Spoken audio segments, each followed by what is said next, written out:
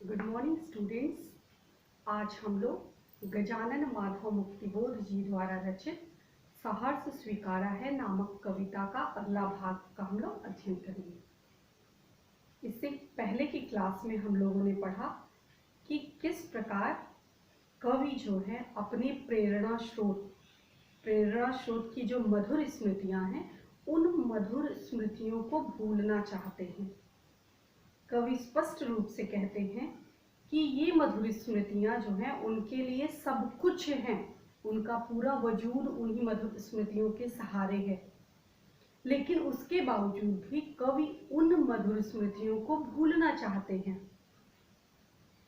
कवि कहते हैं ये मधुर स्मृतियां मेरे लिए सब कुछ है, फिर भी मैं इन मधुर स्मृतियों को भूलने की बात कर रहा हूं, जो मेरे लिए एक अपराध स्वरूप है। इसके लिए मुझे दंड मिलना चाहिए, इसके लिए मैं दंड का भागी हूँ, तो मुझे दंड मिले, जितना भी मेरे जीवन में संघर्ष हो वो मुझे प्राप्त हो और मेरा जीवन अंधकार से युक्त हो जाए। यह मेरे लिए चूंकि अपराध है, जिन मधुर स्मृतियों के सहारे मेरा पूरा वजूद है, मैं उन्हीं मधुर स्मृतियों को भूलने की बात कर रहा हूँ और यह मेरे लिए अपराध है। तो इसके अपराध के परिणाम स्वरूप, इस अपराध के फलस्वरूप मुझे दंड अवश्य मिलना चाहिए। ये यहाँ तक की कविता हम लोगों ने पढ़ी। आइए हम इसके आगे की जो कविता है वहां पढ़ते हैं। इसलिए कि तुमसे ही परिवेष्टित, ध्यान दीजिए तत्सम शब्दों का प्रयोग किया गया है। यह तत्सम शब्दावली के द्वारा, यह जो शब्द योजना है, इस शब्द योजना के द्वारा काव्य की जो गंभीरता है, काव्य की भावनात्मकता और काव्य की गंभीरता स्पष्ट रूप से परिलक्षित होती है। तो आइए देखते हैं। इसलिए कि तुमसे ही परिवेष्टित, आच्छादित रहने का रमणीय यह उजेला अब सहा नहीं जाता, नहीं सहा जाता। ममता के बादल की मंडराती कोमलता भीतर पिराती है। कमजोर और अक्षम अब हो गई है आत्मा यह, कमजोर और अक्षम अब हो गई है आत्मा यह। छटपटाती छाती को भवितव्यता डराती है, बहलाती सहलाती आत्मीयता बर्दाश्त नहीं होती। प्रस्तुत काव्य खंड में संदर्भ पूर्ववत होगा। प्रस्तुत पद्यांश हमारी पाठ्य पुस्तक आरोह भाग 2 के सहर्ष स्वीकारा नामक पाठ से ली गई है और इसके रचयिता का नाम गजानन माधव मुक्तिबोध जी है। प्रसंग के रूप में आप लिखेंगे कि कवि के जीवन में जो विशिष्ट जन है या उसके जो प्रेरणा स्रोत हैं, कवि उस प्रेरणा स्रोत की मधुर स्मृतियों से मुक्ति चाहता है। यद्यपि वह मुक्ति उसके लिए बहुत ही कठिन है, वह उसके लिए दंड स्वरूप है, लेकिन फिर भी कवि उस दंड को पाने के लिए तैयार है। और किस प्रकार वह मधुर स्मृतियां उसके लिए किस प्रकार कष्टकारी हो रही हैं, इसका भाव पूरी कविता में इस पंक्ति में दिया गया है। अब व्याख्या हम पढ़ेंगे। व्याख्या पढ़ने से पूर्व जो महत्वपूर्ण जो तत्सम शब्दावली का प्रयोग किया गया है, जिनका शब्द थोड़ा टफ है, उसका हम आपको शब्दार्थ बता दें ताकि आपको आसानी से अर्थ समझने में किसी प्रकार की कठिनाई का अनुभव ना हो। आइए देखते हैं। पहला क्या है, तो यहाँ शब्दार्थ लिखा हुआ है परिवेष्टित। परिवेष्टित मतलब मतलब चारों ओर, वेष्टित माने कवर किया हुआ, चारों ओर से जो ढका हुआ हो। जैसे हम कोई टॉयल या कोई चीज कवर करते हैं ना अपने आप को, उसी तरह से चारों तरफ से ढका हुआ। क्या है, चारों ओर से घिरा हुआ। आच्छादित, आच्छादित मतलब कवर, छत ऊपर की तरफ ढका हुआ। जैसे हम लोग बरसात होती है तो ऊपर छत लगाते हैं ना, उसी तरह से ढका हुआ। तो क्या है, छाया हुआ या ढका हुआ। छत पे छतरी जैसा लगा हो तो छाया हुआ। रमणीय कॉमन वर्ड है। रमणीय मतलब जो बहुत ही मनोरम हो, आकर्षक हो, जो आपको अच्छा लगता, मन को आनंद प्रदान करे। उजेला स्वाभाविक है, उजेला का अर्थ क्या होता है, प्रकाश। भवितव्यता, ये टफ है। भवितव्यता का अर्थ होता है भविष्य में जो भी होने वाली घटना है उसकी जो पहले से हमें आशंका होती है कि ऐसा होने वाला है, यह घटना इस प्रकार घटित होने वाली है। तो भविष्य की आशंका को भवितव्यता के रूप में जाना जाता है। अगला क्या है? बर्दाश्त। तो बर्दाश्त नहीं होता कि एक लिमिट तक एक सीमा होती है, एक जो होता है लिमिटेशंस होती है, उस लिमिटेशन के बाद आदमी व्यक्ति हथियार डाल देता है कि अब बर्दाश्त नहीं हो रहा है। तो बर्दाश्त मतलब सहन न होना। आइए हम इसके आगे की जो कविता है इसकी व्याख्या पढ़ते हैं। कवि क्या कहते हैं कि यह जो मधुर स्मृतियां हैं, यह मधुर स्मृतियां, इन मधुर स्मृतियों के सहारे मेरा पूरा वजूद बना हुआ है। कवि कहते हैं कि यह जो मधुर स्मृतियां हैं वह मेरे जो प्रेरणा स्रोत है, उन प्रेरणा स्रोत की मधुर स्मृतियां हैं। और कवि को ये अच्छे से पता है कि यह मधुर स्मृतियां ये अधिक समय तक मेरे साथ बनी रहने वाली नहीं है।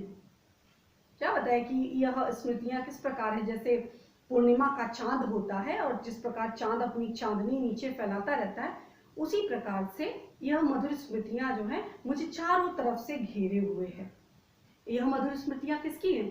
यह मधुर स्मृतियां कवि का जो प्रेरणा स्रोत है, जो इस समय दिवंगत हो चुका है, कवि के समीप वह व्यक्तित्व, चाहे ईश्वर के रूप में हो, चाहे माता के रूप में हो, चाहे प्रेयसी के रूप में हो, किसी भी रूप में हो, तो वह दिवंगत आत्मा, वह दिवंगत पवित्र आत्मा कवि के पास है नहीं, लेकिन उसकी मधुर स्मृतियां इस प्रकार उसके साथ बनी हुई है, इस प्रकार छाया हुआ है कि वह उससे कभी अलग अपना वजूद कल्पना नहीं कर सकता कि उस मधुर स्मृति के बगैर भी क्या मेरा अस्तित्व हो सकता है? कदापि नहीं। तो कवि कहते हैं कि यह दिवंगत आत्मा की जो मधुर स्मृतियां हैं, ये मधुर स्मृतियां, यह स्नेहिल स्मृतियां, यह प्रेम पूर्ण स्मृतियां मुझे चारों तरफ से घेरे हुए हैं। कवि के जीवन में जो प्रेरणा स्रोत है, उस प्रेरणा स्रोत की जो मधुर यादें हैं, कवि उन मधुर यादों के चारों तरफ अपने आप को घिरा हुआ पाता है। कवि को ऐसा महसूस होता है कि उसके प्रियजन की जो मधुर यादें हैं, वो मधुर यादें उसको चारों तरफ से घेरे हुए हैं। क्या है?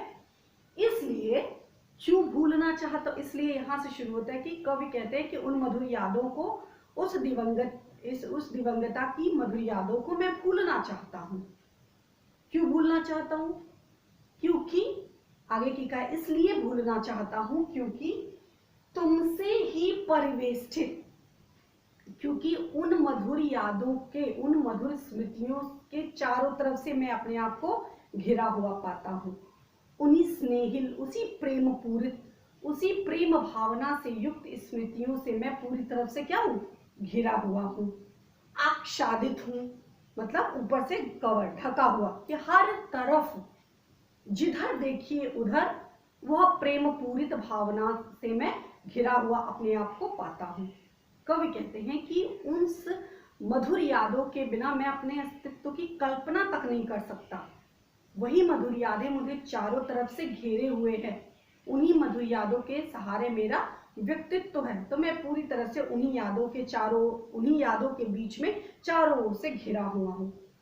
ऊपर से भी सानिध्य क्या है? ऊपर से चंद्रमा की जैसे चांदनी मिलती है, उसी प्रकार कवि की जो प्रेरणा स्रोत है, विशिष्ट जन है, उसका प्रेम आत्मबल स्वरूप कवि को मिलता रहता है। तो इसी प्रकार कवि कहते हैं कि मैं इसलिए भूलना चाहता हूं उन मधुर यादों को, उन मधुर स्मृतियों को मैं इसलिए भूलना चाहता हूं क्योंकि तुमसे ही परिवेष्टित, तुम्हारी यादों के द्वारा मैं चारों तरफ घिरा हुआ हूं, आच्छादित, तुम्हारी ही यादों के सहारे, मधुर स्मृतियों के सहारे मैं पूरी तरह से ढका हुआ हूं। रहने का रमणीय यह उजेला अब सहा नहीं जाता। कवि क्या कहते हैं?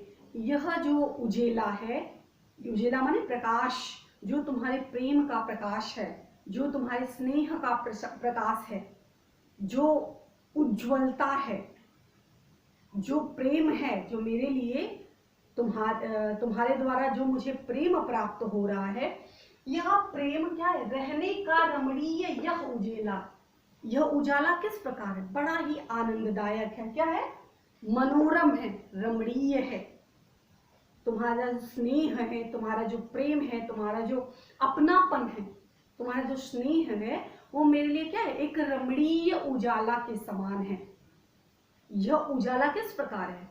यह उजाला मन को बहुत ही आनंद प्रदान कर देता है। यह उजाला मुझे बहुत ही अच्छा लगता है, लेकिन अब यह उजाला क्या है, बर्दाश्त नहीं हो रहा है, सहा नहीं जा रहा है कि इतना ज्यादा प्रेम हो गया, इतना ज्यादा प्रेम से पूरित हो गया कि कवि को पता है कि यह उजेला हमेशा रहने वाला नहीं है। यह जो मधुर स्मृतियां हैं वो जीवन भर रहने वाली नहीं है।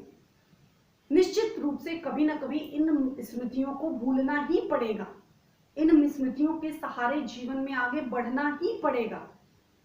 तो आज से ही क्यों ना हम इन स्मृतियों को भूलने का प्रयास करें। तो कवि इसको स्पष्ट, यथार्थता को स्पष्ट रूप से स्वीकार करते हैं कि यह जो प्रकाशमयी उजेला है, यह जो उजाला मुझे मिल रहा है, रमणीय उजाला मतलब आनंदवर्धक उजाला जो है, यह उजाला अब मुझसे सहा नहीं जा रहा है। ये जो आत्मीयता है, यह जो तुम्हारा प्रेम है, यह प्रेम अब मुझसे बर्दाश्त नहीं हो रहा है। क्यों? क्योंकि तुम्हारे प्रेम में दिन प्रतिदिन मैं क्या, अक्षम होता चला जा रहा हूँ। तुम्हारे प्रेम के कारण मैं दिन प्रतिदिन कमजोर होता चला जा रहा हूँ। तुम्हारे प्रेम के ही बल पे आगे बढ़ा हूं मैं, तुम्हारे प्रेम के ही वजह से मेरा व्यक्तित्व है। लेकिन यह प्रेम, यह मधुर यादें अब इतना मुझे चारों ओर से घेर करके रखी हैं कि इन मधुर यादों के सहारे के बिना मेरा चलना क्या है, दुर्भर है। मेरे लिए ऐसा प्रतीत होता है कि जब मेरे जीवन में ये यादें नहीं रहेंगी तो मैं अपना अस्तित्व ही नहीं बना सकता, मेरा अपना कोई वजूद नहीं हो सकता। तो इसलिए अब, और मुझे अच्छे से पता है कि यह उजेला, यह जो दिवंगत आत्मा की मधुर स्मृतियां हैं, यह जो पावन स्मृतियां हैं, यह स्मृतियां लंबे समय तक रहने वाली नहीं है। कुछ समय बाद ये स्मृतियां मुझसे दूर हो जाएंगी। तो क्या यह उजेला, इसलिए कवि को यह उजेला, यह प्रकाश जो है अब बर्दाश्त नहीं होता। रहने का रमणीय यह उजेला सहा नहीं जाता। देखिए तुक बनाते सहा नहीं जाता, नहीं सहा जाता। अपनी बात पर जोर देते हुए, अपनी बात को और ज्यादा स्पष्ट करते हुए कवि कहते हैं कि सचमुच अब यादें जो हैं, वो यादें, मधुर यादें जो हैं, वो मधुर यादें क्या मेरे पैर में एक तरह से जकड़न, एक जैसे बेड़ियां जैसे बना करके रखी। यह आत्मीयता, यह प्रेम, यह स्नेह कहीं ना कहीं मुझे कष्ट प्रदान कर रही हैं, और यह यादें मुझे अंदर ही अंदर कमजोर कर रही हैं। ये यादें मुझे कहीं ना कहीं खोखला बना रही हैं। वास्तविक रूप से यह उजेला, यह प्रेमपूर्ण, यह प्रकाशपूर्ण उजेला अब मुझसे बर्दाश्त नहीं हो रहा है, सहा नहीं जा रहा है, नहीं सहा जा रहा, वास्तविक रूप से मुझे अब बर्दाश्त नहीं होता है। ममता के बादल की मंडराती कोमलता। जिस प्रकार आकाश मंडल में बादल मंडराते रहते, इर्द गिर्द चारों तरफ घेरे रहते हैं कि कब प्रेम, कब वर्षा होगी, बादल को आकाश में बादल को देख करके हम क्या कहते हैं कि आज बारिश होगी। तो उसी प्रकार कवि के चारों तरफ वही ममता रूपी बादल, वही जो दिवंगता, जो बताया ना कि माँ के रूप में, सहचरी के रूप में, किस रूप में है, कवि ने इस बात को स्पष्ट नहीं किया, कवि ने अपने प्रेरणा स्रोत को अज्ञात रखा। तो इसी संदर्भ में कवि कहते हैं कि जो ममता का बादल, ममता रूपी बादल क्या है, ममता के बादल की, यह जो बादल है, आकाश में लगने वाले जो बादल हैं, मेरे लिए यह बादल किस प्रकार है, यह ममता के बादल हैं। और जिस प्रकार बादल से प्रेम की वर्षा होती है, तो इस ममता के बादल से, इस प्रेम पूर्ण स्मृतियों के बादल से किस प्रकार की वर्षा होती है, इस प्रेम पूर्ण बादल से स्नेह की वर्षा होती है, आत्मीयता की वर्षा होती है, अपनेपन की वर्षा होती है। तो कवि क्या कहते हैं कि यह जो बादल है, यह ममता का बादल, किस प्रकार बादल, ममता का, यानी प्रेम का, जो अपनेपन का, सहानुभूति का जो बादल है, कि जब भी जिस प्रकार क्या होता है, जब बच्चा चलना शुरू करता है तो चल नहीं पाता है तो लोग सपोर्ट देने के लिए तुरंत तैयार हो जाते हैं। तो कवि कहते हैं कि अब यह सपोर्ट मुझे नहीं चाहिए, क्योंकि यह सपोर्ट ज्यादा समय तक नहीं रहने वाला, यह प्रेम मुझे ज्यादा समय तक नहीं मिलने वाला। निश्चित रूप से इस प्रेम से वास्तविक रूप से मैं वंचित हूँ। आज यह मेरे लिए केवल यादें मात्र हैं, और वास्तविक रूप से वह व्यक्ति मेरे समक्ष नहीं है, केवल वही यादें मेरे पास हैं और एक दिन ये यादें भी मुझसे दूर हो जाएंगी। इसलिए कवि क्या कहते हैं कि यह जो ममता के बादल हैं, यह प्रेम पूरित ममता के बादल है जिसमें स्नेह की वर्षा होती है। इस प्रेम पूरित बादल से जिससे स्नेह की वर्षा, निरंतर वर्षा हो रही है, यह वर्षा क्या है, मंडराती कोमलता। ये ममता का बादल चारों ओर मंडराते रहते हैं, ममता रूपी बादल चारों ओर मंडराते रहते हैं। मंडराना मतलब इधर उधर घूमना। यह ममता के बादल चारों ओर मेरे इर्द गिर्द घूमते रहते हैं और इसकी जो कोमलता है, इससे जो स्नेह वर्षा होती है, इससे जो प्रेम मुझे प्राप्त होता है, इसकी कोमलता, कोमलता मतलब आत्मीयता, जो कोमल, जो ममता का बादल जो स्नेह प्रदान करता है, सहानुभूति प्रदान करता है कि कोई बात नहीं, मैं हूं, परेशान मत हो, मैं हूं। कवि को वो सारी यादें याद आती कि कवि की जो प्रेरणा स्रोत जब थी तो उसके साथ किस प्रकार की यादें, किस प्रकार का जीवन व्यतीत होता था, किस प्रकार हर प्रति क्षण प्रति पल उसको संबल देने के लिए हमेशा तैयार रहते थे। तो इसी उन्हीं यादों को लेकर के कवि क्या कहते हैं कि यह जो प्रेम पूर्ण ममता के बादल है, यह इसकी जो कोमलता है, ये प्रेम की जो कोमलता है, वह अंदर ही अंदर भीतर पिराती है। पिराती मतलब असहनीय दर्द होना, पिराना मतलब अत्यधिक दर्द होना, जिस दर्द को हम शब्दों के द्वारा एक्सप्रेस नहीं कर सकते, शब्दों के द्वारा हम अभिव्यक्त नहीं कर सकते। कवि क्या कहते हैं कि यह जो स्नेह रूपी ममता के बादल हैं, ये मुझे चारों ओर से घेर करके रखे हुए हैं। इन मधुर स्मृतियों की जो यादें हैं, इससे निरंतर स्नेह की वर्षा होती है, अपनेपन की वर्षा होती है। और यह जो अपनेपन की वर्षा है वो क्या करती है, अंदर ही अंदर मुझे क्या कर रही है, कमजोर बना रही है। यह ममता के बादल मुझे अंदर ही अंदर खोखला कर रही है, अंदर ही अंदर मुझे अक्षम बना रही है। मैं किसी काम को करने योग्य, बिना उन स्मृतियों के सहारे मैं कोई भी काम करने योग्य नहीं हूं। कमजोर और अक्षम अब हो गई है आत्मा यह। कवि कहते हैं इन मधुर स्मृतियों के सहारे, इस प्रेम के सहारे दिन प्रतिदिन क्या है, मेरा जीवन, मेरी जो अपनी खुद की शक्ति है, धीरे धीरे क्षीण होती चली जा रही है। मेरी जो यह आत्मा है, यह आत्मा क्या है, वो दिन प्रतिदिन अक्षम हो, अक्षम मतलब क्षमता ना होना, कोई काम करने की जो कैपेसिटी होती है दिन प्रतिदिन खो देना। तो कवि कहते हैं कि धीरे धीरे इस प्रेम से पूरित होकर ये ममता के बादल जो है, ये स्नेह की वर्षा है जो है, वो अंदर ही अंदर मुझे कष्ट दे रही है, अंदर ही अंदर मुझे कहीं ना कहीं मुझे तकलीफ दे रही है। और यह तकलीफ के कारण मैं दिन प्रतिदिन कमजोर होता चला जा रहा हूं। दिन प्रतिदिन मेरी शक्ति जो है वो क्षीण होती चली जा रही, दिन प्रतिदिन मैं कमजोर होता चला जा रहा हूं। छटपटाती छाती को भवितव्यता डराती है। छटपट, हृदय में असहनीय पीड़ा हो रही है, कवि के हृदय में असहनीय पीड़ा हो रही है। और यह असहनीय पीड़ा क्या है, वो उस असहनीय पीड़ा के कारण कवि का हृदय जो विदीर्ण हो रहा है, कवि का हृदय जो है वो फट रहा है, अत्यधिक व्याकुलता है, अत्यधिक बेचैनी, कवि को चारों तरफ से बेचैनी जो उससे घेरे हुए। तो कवि उस व्याकुलता में, उस बेचैनी में कवि कहते हैं कि छटपटाती, क्या है, जिस प्रकार पानी के बिना मछली छटपटाती रहती है, उसी प्रकार कवि अपनी उस दिवंगता प्रेयसी के बिना छटपटा रहे हैं। उस यादों, उन मधुर स्मृतियों के सहारे वो आगे बढ़ते चले जा रहे हैं। अब वो मधुर स्मृतियां उनके लिए एक तरह का कष्ट का सबब बन गई, तो उन मधुर स्मृतियों को अब वो भूलना चाहते हैं। तो इस प्रकार कवि कहते हैं कि अब वह प्रेम पूरित, वह स्नेहपूर्ण स्मृतियां जो हैं, प्रेम से पूरित स्मृतियां अब उन्हें कमजोर कर रही हैं, लाचार कर रही हैं, अक्षम बना रही हैं, उनकी आत्मा को दिन प्रतिदिन कमजोर कर रही हैं, दिन प्रतिदिन उनकी आत्मा को क्षीण कर रही हैं। छटपटाती छाती को भवितव्यता डराती है। भवितव्यता मतलब भविष्य में होने वाली घटना। कवि को पता है कि यह भविष्य में इसी प्रकार नहीं रहने वाला। यह मधुर यादें जो प्रियजन है, जो विशिष्ट जन है, वो उनके पास नहीं है। यह मधुर यादें मात्र हैं और यह मधुर यादें जीवन पर्यंत नहीं रहने वाली। उन्हें खुद के सहारे चलना होगा। बिना इन यादों के सहारे जीवन में आगे बढ़ना होगा। तो कवि क्या कहते हैं कि भविष्य में जब ये यादें मेरे पास नहीं होंगी तो मैं क्या चल पाऊंगा, कदापि नहीं। मैं क्या अपना व्यक्तित्व का निर्माण कर पाऊंगा, कुछ कर पाऊंगा, जीवन में कुछ लक्ष्य प्राप्त कर पाऊंगा, कदापि नहीं। क्योंकि इन यादों के बगैर मैं अपने आप को कोई अस्तित्व जो है महसूस ही नहीं करता।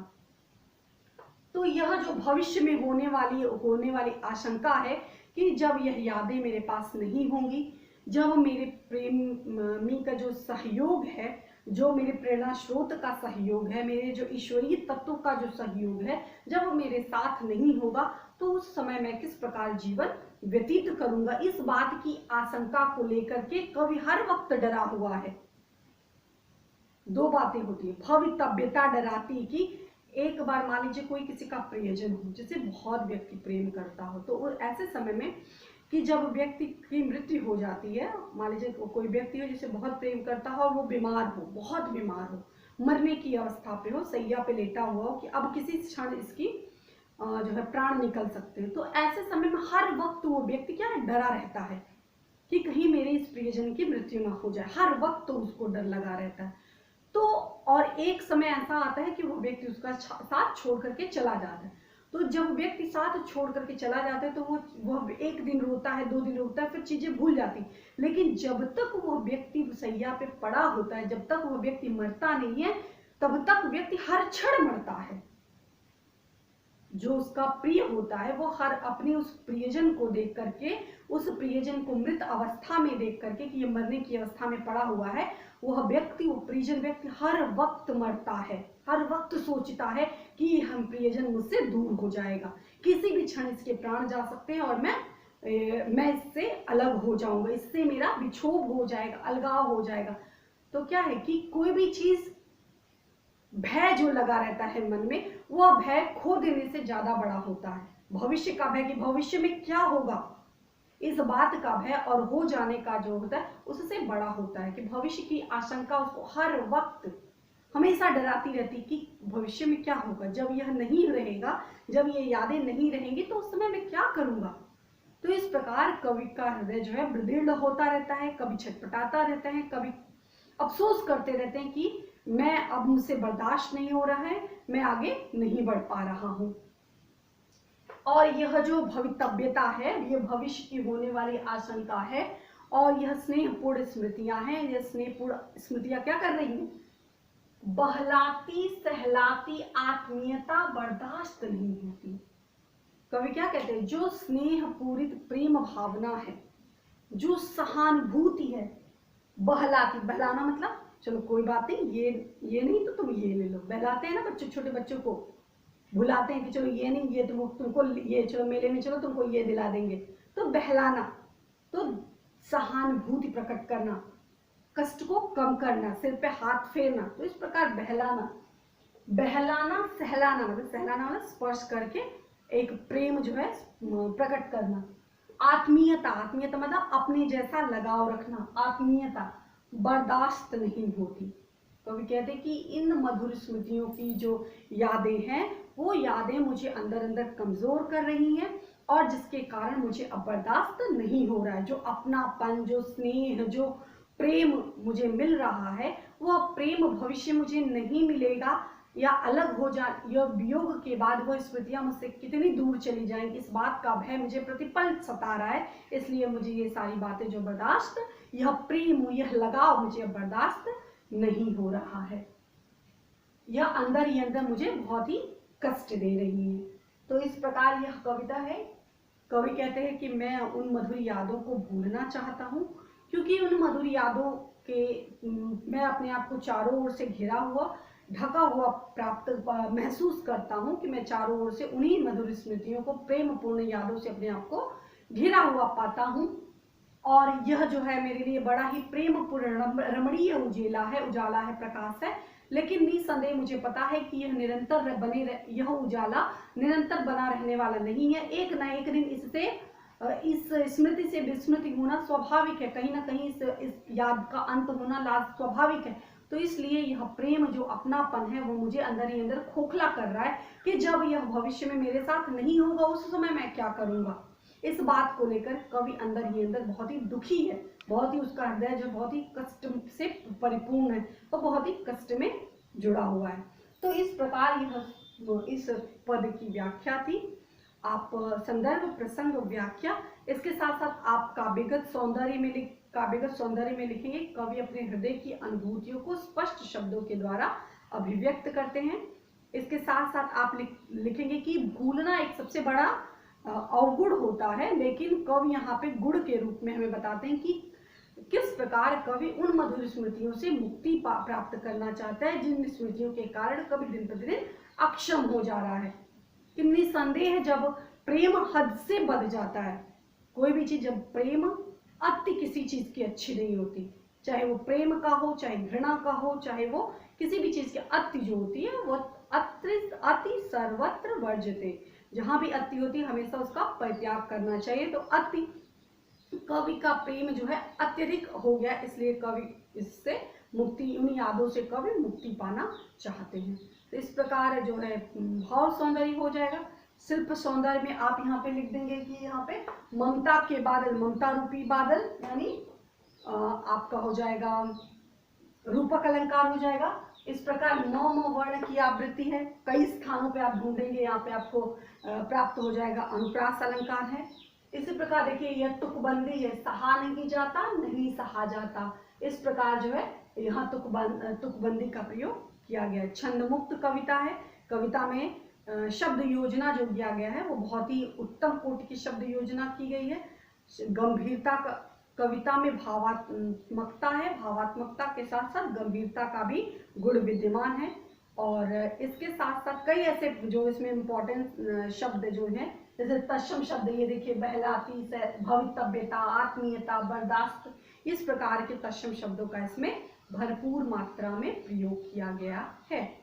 तो इस प्रकार होमवर्क के रूप में आप संदर्भ प्रसंग व्याख्या और इस पर आधारित जो है महत्वपूर्ण प्रश्न जो एग्जाम में पूछे जाते हैं उनको आप तैयार करेंगे और अपने शब्दों में इसका भावार्थ लिखने का प्रयास करेंगे। धन्यवाद।